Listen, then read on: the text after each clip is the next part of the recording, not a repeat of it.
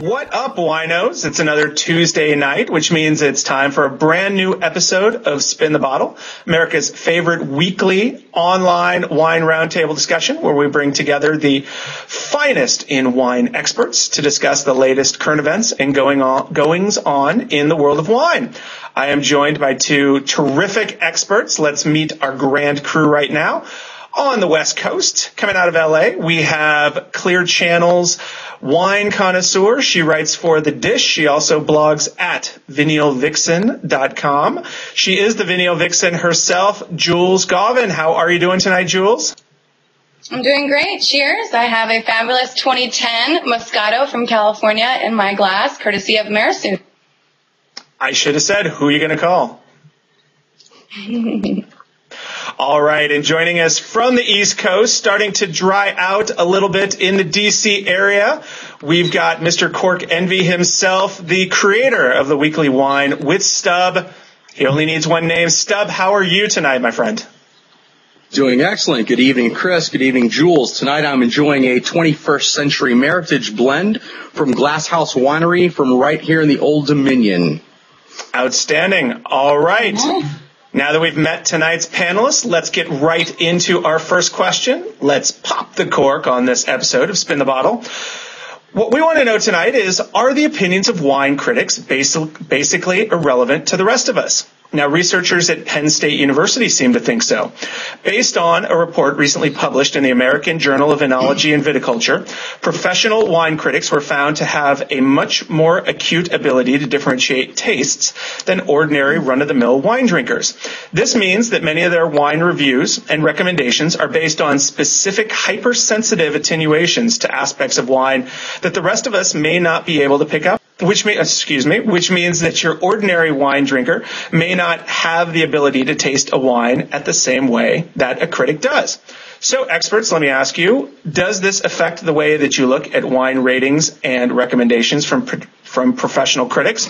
And do you co-sign or dispute the findings? Let me start with you, Jules, out in LA. You know, I have to say, as a young wine drinker, I've only been legally able to drink for 4 years. I absolutely take into consideration any and all reviews and opinions of those wine professionals and experts alike. You know, they really do help me along, that if I ever have a question with something, I can use it as a reference to help me better understand what exactly it is in my glass. So I definitely would have to say that their opinions should be taken into consideration, because their hypersensitivity to these wine characteristics can really serve in our favor. What about you, Stub? You think that critics with their hypersensitivity are speaking the same language as the regular wine drinker out there? I actually have to disagree with Jules here. I don't think they're speaking the same language as the normal wine drinker. If that were the case, white Zinfandels and box Chablis from the grocery store wouldn't be so popular. I do agree with her that they are a great guide for novice wine drinkers, maybe to see kind of what's in a wine or learn some flavor profiles. But at the same time, I feel like sometimes they talk over a newbie's head or even a casual wine drinker's head, and it just increases the intimidation people have with wine in general. Yeah, it seems like a lot of these critics tend to be drinking the same Bordeaux wines, Burgundy wines, and a lot of stuff that's not accessible to the regular wine drinker. Jules, do you think that comes into play in part of this? The fact that they're just drinking a perceived better quality of wine than the rest of America is? Absolutely, they could be, but you can't blame them also. They've been drinking wine for 10, 15, 20, 30 years. Naturally, that's how they're going to talk.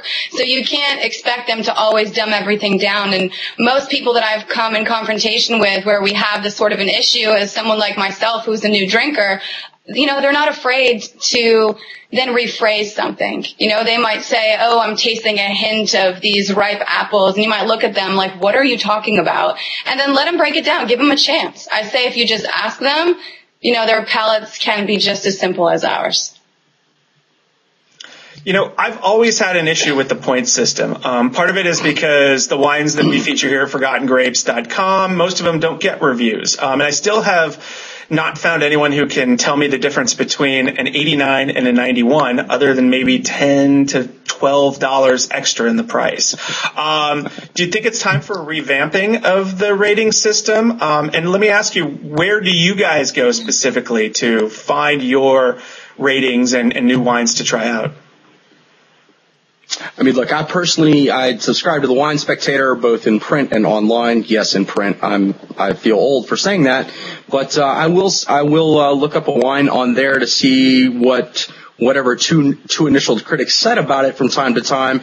I maybe have a better understanding because I am more interested in and more experienced wine drinker, but I think your average wine drinker is intimidated by that, much as they're intimidated to go into a shop, even like Forgotten Grapes, for the first couple of times until they kind of learn that wine people aren't necessarily stuffy and going to bite them.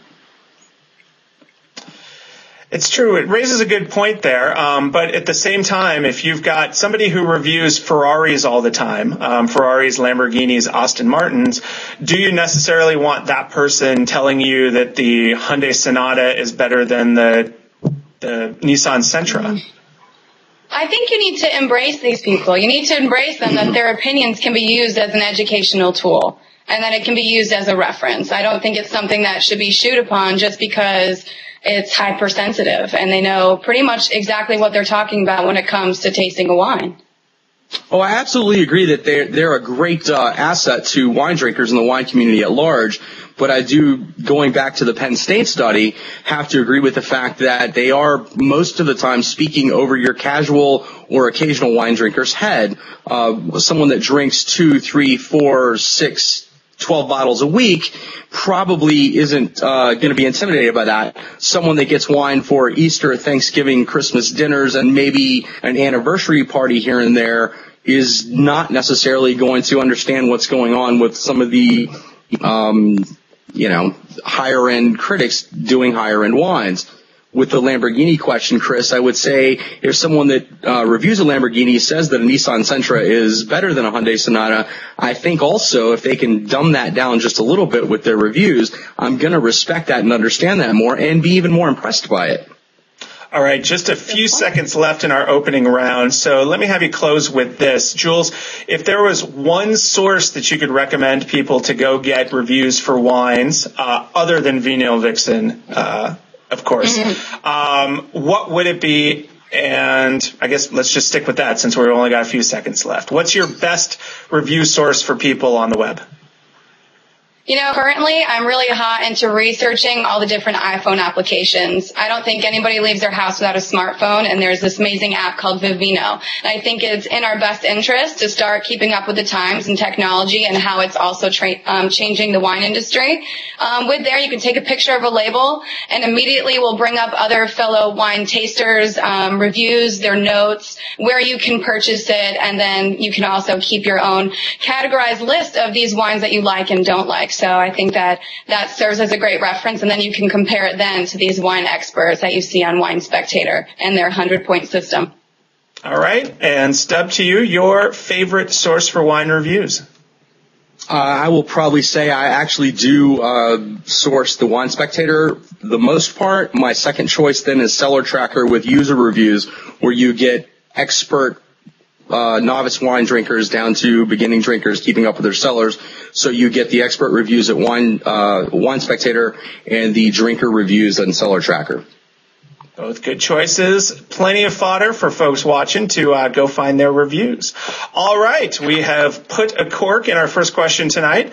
And once again, let me remind you that you're watching Spin the Bottle, presented by ForgottenGrapes.com, America's uncommon wine shop online at ForgottenGrapes.com.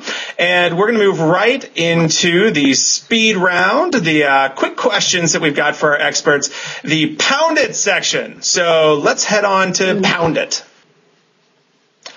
All right, first question of the night. Pop goes the bubble. Wine auction experts are predicting that this year's global wine auction market could drop by as much as 20%, with most of the losses coming from the softening of prices for Bordeaux wines.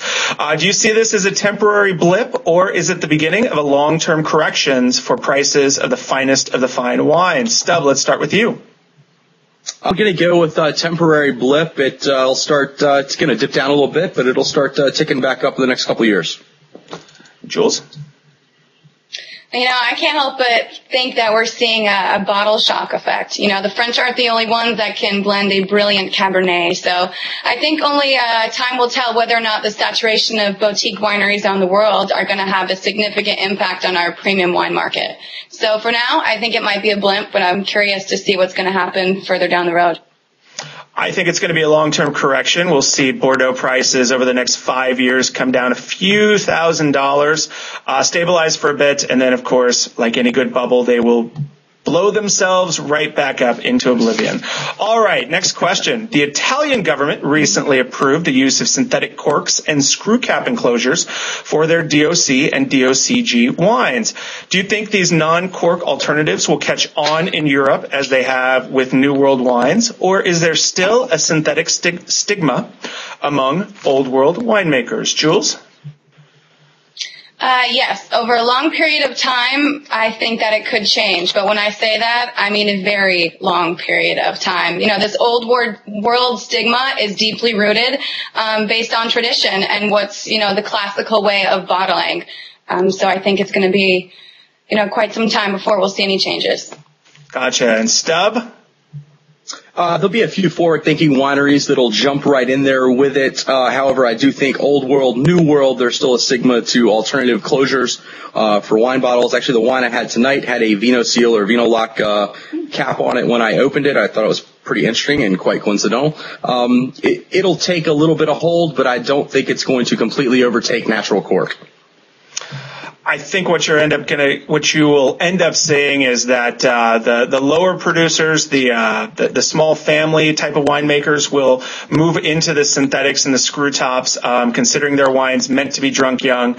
The Bordeaux, the old staple, the Burgundies, your Chateauneuf de Pape's, they're going to stick with cork because, quite frankly, those wines are meant to be preserved and oxygenate, and you've got to have the cork. The synthetic just doesn't provide the oxygen that the others do. All right. Brittany would be so proud. An Italian wine with the name of If You Seek K was recently pulled from the shelves of New Hampshire state liquor stores after state officials realized that the name's wine could be offensive to some. Now go ahead, say If You Seek K quickly to yourself. All right, good. Is this the right call by state officials, or do you think it was an overreaction? Stub?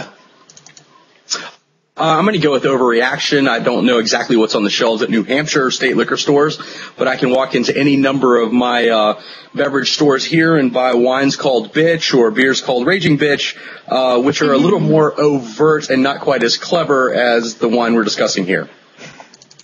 And Jules? Overreaction? I'm going to have to agree 100% with Stub on that one. Let's just say at the end of that little article we read, it said that Menage a Trois was one of the top 10 wines sold in New Hampshire. So let's be honest here. Are people really being offended by, this new wine that's coming out there, If You Seek K? Let's get over it. I absolutely agree. Total overreaction by New Hampshire's part. The fact that there's a wine out there from Chronic Cellars called the Sofa King Red, and that's been on sale for, at least 3 or 4 years now. And let's face it, wine is 21 and over. If you're walking into a state store, in New Hampshire, odds are you're not going to be a child who's going to giggle and be offended by something like that. All right. Question. Absolutely. Question number 4. Recent article in the LA Times Science Now section extrapolated that red wine and red meat pair so well together because the oral astringents in the highly tannic red wine create a rough and dry taste that counteracts the fat, slippery qualities of steak and other red meats. Okay, this is way too scientific for this particular show. So let me just ask you two. I don't know, these descriptive words are right up Neil Vixen's alley, so. That's true. You do have a vocabulary that runs circles around the rest of us. But let me ask you two, what is your favorite red wine to pair with a cut of beef? And I believe it's Jules' turn to begin. I'm going to have to go with Cabernet Franc because right now I'm going through a bit of a fetish and I absolutely love it. So that's my go-to red wine when I'm having a nice steak. Interesting. You don't think Cab Franc's a little too light for a steak? It's got the good acidity, but does it have the heft? Not necessarily to other palates, but for me it's just right. And ultimately, that's what it comes down to. Stub, red meat, red wine. What's your choice, my friend? Well, this talk of fetish by Jules has me making me rethink my answer because I'm halfway through the first book of 50 Shades of Grey, but I am a traditional bone-in ribeye with a big old Cab Sauv in the glass or a Bordeaux blend. So bloody lame. Mr. Boring. No, Sorry. What you want with red meat is you want old vine Carignan. Nothing better than dry, rich, aged, meaty, big tannins, good acidity, old vine Carignan. Or, if not possible, I'd switch to an Italian Refosco de Peduncolo Rosso.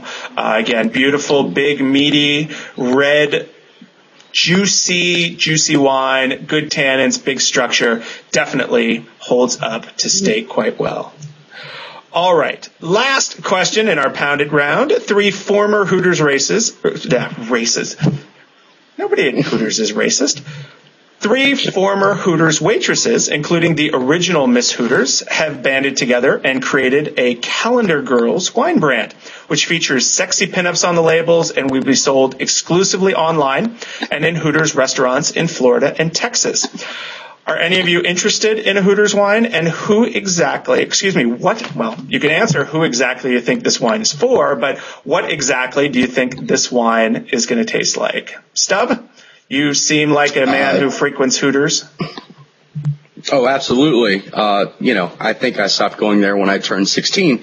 No, I'm not interested in a Hooters wine. As far as the taste, I think it tastes like wasted college tuition, parental disappointment, and broken dreams. Jules? Wow. I'm going to have to say that I also would not seek out this Hooters wine, especially online. But when in Rome, if I happen to be catching a football game with friends down in Tampa, my alma mater, I would be open to trying a glass. I'm not quite sure what to expect by the taste, but I can only imagine something luscious and full of ripe berries. Wow, you coming from Tampa explains a lot. But the fact is, everybody knows that beer is the only thing you drink with buffalo wings. Like, there's no reason to have a wine at Hooters, not even for your girlfriend, because if you're bringing your girlfriend to Hooters, she should be drinking beer anyway. So the fact is, though, this wine is going to sell millions and millions of bottles based on the label alone. Agreed. And with that, we Who will. doesn't love a pinup? With that, the buzzer sounds. We will put an end to our pounded round and move on to our final elations and trepidations round. But before we do that, just one quick word from our sponsor, ForgottenGrapes.com. As you may know, if you've checked out ForgottenGrapes.com in the last week, their Forgotten Grape of the Fortnight this time is Grenache Blanc, which they call the Dolly Parton of Forgotten Grapes. And the very special spotlight wine for the Forgotten Grape of the Week, if we can get a nice close-up of the label there, ooh, pretty, is the Tercero 2010 Grenache Blanc from Santa Ynez Valley, the Camp 4 vineyard. Great special going on right now on ForgottenGrapes.com. You can pick up 6 bottles of this and get free shipping anywhere in the country. Just use the code SPINGRENACHEB. SPINGRENACHEB. And we will get it shipped out to you as soon as possible. All right, last on the agenda this evening is our elations and trepidations. We are going to find out the one thing that our panelists, that each of our panelists is elated for coming up in the next couple of weeks, and one thing that our panelists have trepidations for. So let's start out on the West Coast with Jules Gauvin. Jules, your elation and your trepidation. All right, I have to say I'm really looking forward to the Napa Valley Film Festival, which is starting next week, November 7th, straight through till November 11th, and the world premiere of Somm. It is a wonderful wine documentary directed by Jason Weiss about 4 gentlemen and their journey to become a master of wine sommelier. So I absolutely cannot wait. There's going to be a wonderful selection of wine tasting throughout the whole week. And, of course, I'm going to be in Napa, and it'll be my first time celebrating my 25th birthday. So I can't be more excited.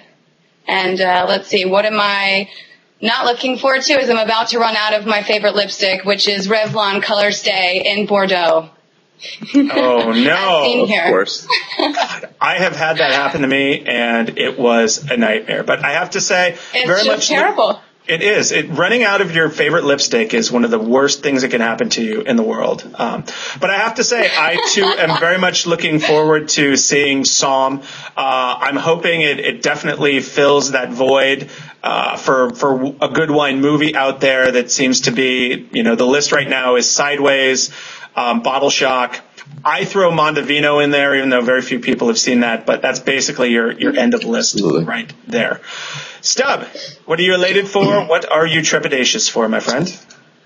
Well, I'm elated for Election Day. I'm elated for upcoming episodes of Weekly Wine with Stub, which are awesome. Elated for Election Day, not a political statement other than you should vote for the candidate or issues of your choosing. Elated to hold the postponed Cork NV Town Hall meeting here at the Garage Bar at Cork NV next week. All right, and what are you trepidatious for? We're making up our own words, I'm sure. Trepidatiousness.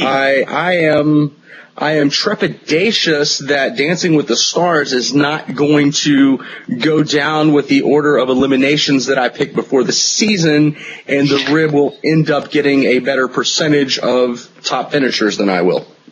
So basically, you are worried about your Dancing with the Stars fantasy team. No, I'm worried about my wife out guessing me on the order of finish is more of what it is. So you're worried about your wife having a better Dancing with the Stars fantasy team than you having a better team. Absolutely.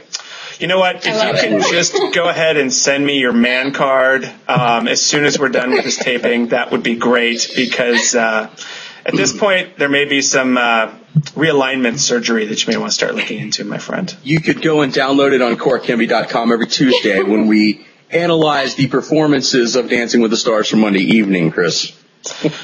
Well, I am trepidatious about receiving Stubbs' man card in the mail, that it's not going to arrive, even though the International Brotherhood of Men is going to be demanding that of me.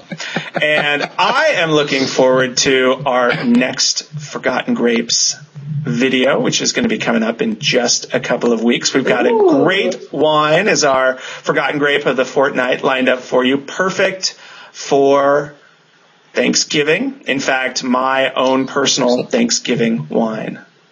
What was that? Excellent. Very nice. Okay, good. Excellent. Very good.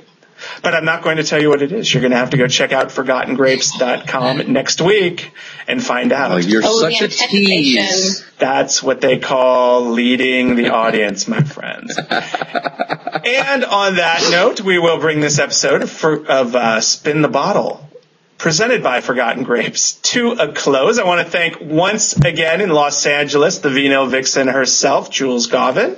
Thank you so much, darling. And Thanks for out having me.